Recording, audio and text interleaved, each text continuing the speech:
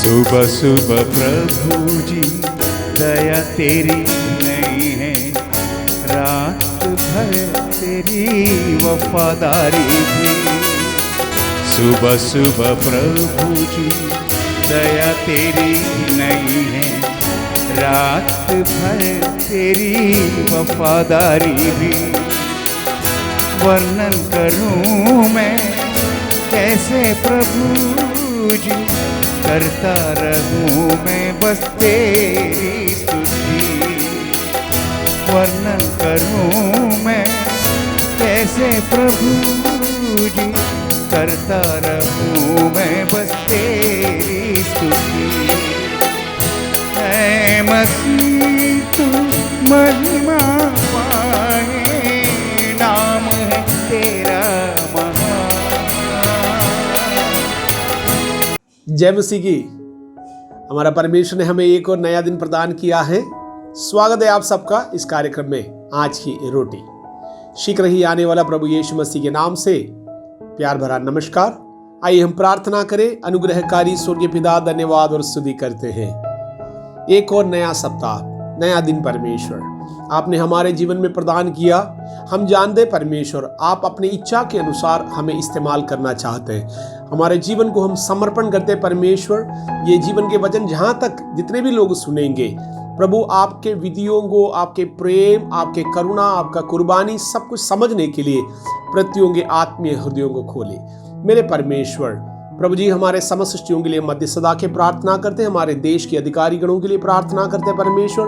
जितने भी लोग दुख और मुसीबत, परेशानी, समस्याओं में हैं, जो प्रार्थना मांगे हैं, हम उन्हें याद करते हैं परमेश्वर। अनेकों के जीवन प्रभु बाहर से देखने से कोई दिक्कत नहीं है, लेकिन अंदर ही अंदर प्रभु जी सड़ रहा है, दुखियारी है। वो अपने जीवन के विषय में दूसरों को बता तक नहीं पाते हैं।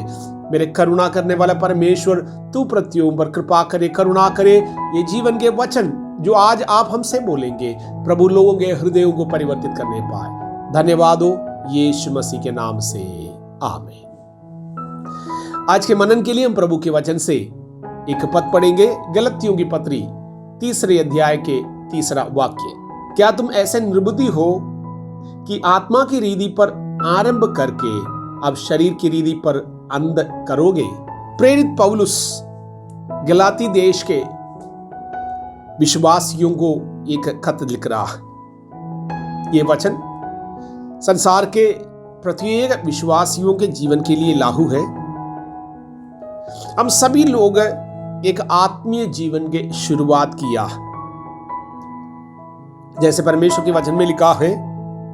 हम में से प्रत्येक लोग पाप में पैदा होने के कारण एक पुराने आत्मीय पिता को त्याग कर एक नया आत्मीय पिता अर्थात जीवित परमेश्वर को अपनाना जरूरी है। वो हमारे जीवन की शुरुआत अनेकों का बहुत अच्छा है। हम लोग जब आत्मीय जीवन शुरू करते हैं या कोई भी कार्य करता होगा, एक नया जोश होता, एक जोश में हम लोग बहुत कुछ करते हैं। एक व्यापारी जिस दिन व्यापार शुरू करते हैं, एक नया जोश है। उसका उद्घाटन के लिए बड़े बड़े हस्तियों को बुलाते हैं, बड़े बड़े पार्टियां करते हैं, बहुत पैसा लोन लेते हैं और इस उम्मीद के साथ वो सब कुछ लगाने के लिए तैयार होता है। लेकिन धीरे धीरे परिस्थिति, हालात, उनके कठिनाई जो झेलना पड़ता है, वो उस व्यापारी को, ऑनर को अकेला झेलना पड़ता है। वहाँ काम करने वाला मैनेजर होंगे, बाकी सब लोग होंगे। वो सब हो सकता है मेहनत करेंगे, साथ देंगे, लेकिन नुकसान, फायदा सब कुछ इनको खुद झेलना होगा, क्योंकि इसके खुद के हालेलुया प्राण वहां पर लगे हैं। इस रीति से हम लोग समझे, हम लोग जब आत्मीय जीवन शुरू करते हैं, हो सकता है अनेक लोग आपके प्रोत्साहन के लिए, आपको प्रोत्साहित करने के लिए अच्छी अच्छी बातें कहे होंगे, क्योंकि जब हम प्रभु में आते हैं हमारे जीवन में एक बड़ा खुशी हम लोग अनुभव करते हैं। लेकिन जैसे जैसे हम आगे बढ़ते हैं, अनेकों ऐसे समस्याओं के, परीक्षाओं के और जीवन के कठिनाइयों के सामना हमको करना पड़ेगा। आपके आत्मीय जीवन में हो सकता है अनेक लोग आपके लिए प्रार्थना तो करेंगे। यीशु मसीह जब गतसमनी में मृत्यु से पहले प्रार्थना के लिए गया, चेले लोग भी गया है, मगर वो वहां बैठकर सो रहे थे। यीशु को अकेला वो जो प्रेशर है, जो क्रूस पर जाने के विषय में, प्राण देने के विषय में जो व्याकुलता है, यीशु मसीह को अकेला वो झेलना पड़ा। कोई नहीं थे। क्रूस पे जब यीशु गया, प्राण दिया, उनको सांत्वना तसल्ली देने वाला भी उनके साथ चेलों में से कोई नहीं थे। तो इस प्रकार हमारे यीशु मसीह जो दृष्टांत हमारे लिए छोड़ा है, इसलिए पौलुस कहता है हमारा शुरुआत बहुत ही अच्छा है, मगर क्या हम ऐसे निर्बुद्धि बन जाते बीच में, संसार के नाना प्रकार के बातों में, सांसारिक बुद्धि और युक्ति में, मनुष्यों को प्रसन्न करने में, शरीर के मलिनताओं को पूरा करने में और शरीर के लालसाओं के अनुसार जीवन व्यतीत करने में हम लोग क्या अनात्मिक बनकर, जैसे वचन से हम लोग पढ़े हैं, शारीरिक रीति से हम लोग अंध करते हैं। अगर आप किसी एग्जाम के लिए तैयारी करते हैं, कोई मेजर एग्जाम के लिए, आप पूरे साल या 10 साल, 15 साल, 20 साल आपके उम्र भर क्या किया है, कितना मेहनत करके पढ़े हैं, इन सब का कोई मान्यता नहीं है। जिस दिन आप पेपर देते हैं, एग्जाम देते हैं, उस पेपर में आप क्या लिखे हैं उसका मान्यता। इसलिए हर एक मनुष्यों के सामने एक दौड़ है। हम लोग उस दौड़ में, आत्मीय दौड़ में है। जैसे पौलुस अंत में कहता है, मैं अच्छा कुश्ती लड़ा हूं, मैंने मेरा दौड़ पूरा किया, अब जीवन के मुकुट प्राप्त करने के लिए मैं जा रहा हूं। वो केवल मेरे लिए नहीं, मेरे जैसे मसीह यीशु में भरोसा करने वाले प्रत्ययों के लिए वो प्राप्त होगा। हमारे सामने एक लक्ष्य है, वो एक अंत के दिन है, वो दिन हमारे मृत्यु का दिन है। हमारे एक और दिन है न्यायासन के सामने खड़ा होने वाला दिन। उस दिन हम क्या उत्तर देंगे?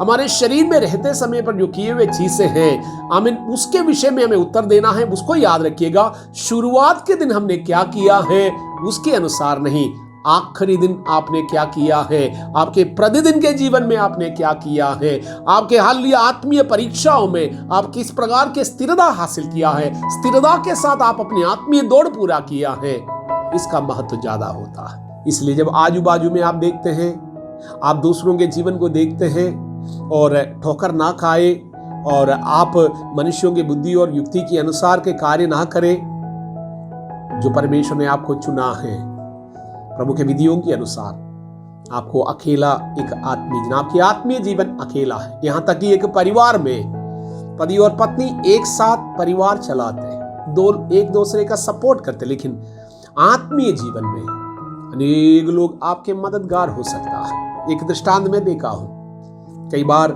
सुबेरे जो मांझी नाव लेकर के नदी में निकलता है और नाव को सुबह धक्का देकर पानी में उतारने के लिए कई लोग उनके सहयोग में आते हैं, लेकिन कई बार ऐसा होता है नदी के बीच में, आमीन हालेलुया, डूबने की बात आते हैं और जो मेहनत करके ऐसा भी भयंकर समय आता है, मांझी को भी लगने लगेगा उनके नाव डूबेगा, लेकिन उस समय पर उनके मदद के लिए कोई नहीं होता है। उनको अकेले उसके नाव को दूसरे किनारे पर पहुंचाने की जरूरत है। इस प्रकार आपके और मेरा जीवन, आमीन हालेलुया, बहुत ही महत्वपूर्ण है। शुरुआत अच्छा है, शुरुआत में कोई ना कोई मदद करा होगा, लेकिन आपके प्रतिदिन के दौड़ में प्रभु के साथ चलकर आपके अंत का समय, आत्मीय जीवन का अंत का दिन उत्तम रहे। प्रभु आप सबका मदद करे। इन वचनों से परमेश्वर आपको बल सामर्थ प्रदान करे, धार्मिकता में आप चले। प्रभु आपको आशीष दे, यीशु मसीह के नाम से।